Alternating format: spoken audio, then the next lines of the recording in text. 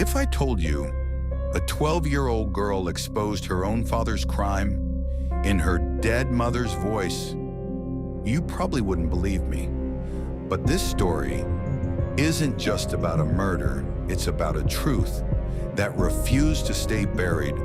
So stay with me till the end, because what you're about to hear gets darker than you expect. This story comes from a small, forgotten rural town, Black Hollow, West Virginia, a place where nights feel longer and silence feels heavier. In that town lived a simple family: Daniel Carter, a former Army man turned farmer, his wife Emily Carter, and their two daughters, Sophie and Lily. From the outside, they look like a normal, happy family.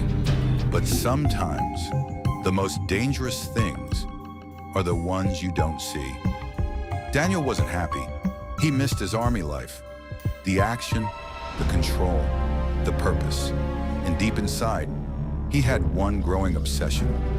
He wanted a son, not just a child, but a son who would carry his name, his legacy, his identity. Then one day, Emily got pregnant. The house filled with happiness, but Daniel didn't smile. Instead, he said something that should have been a warning. "If it's another girl, I won't accept it." At that moment, no one realized how serious he was. A few days later, it was raining heavily. The roads were muddy, slippery. Emily and Daniel's mother were walking toward the local church, and then they saw Daniel standing in their path. Something about him felt wrong. His eyes, his expression, it wasn't normal. Emily tried to talk to him, but before she could understand what was happening, he pushed them, just like that. No hesitation, no regret. They fell down the wet hillside into the valley below. Later, everyone called it an accident. Rain, mud, slipping, case closed. But there was one detail no one questioned. Emily had a deep wound on her chest, and that's where the real story begins. Weeks passed. The house became quiet, too quiet. Daniel changed. He became colder, angrier, especially toward his daughters. Then one day, Sophie started acting strange. At first it was small things, talking to herself, staring at empty corners. But then, it got worse. At night, she would wake up and whisper, sometimes laugh, sometimes cry, and sometimes just sit there, staring at the wall for hours. Lily, her younger sister, was terrified, but she didn't tell her father because she was more afraid of him than whatever was happening to Sophie.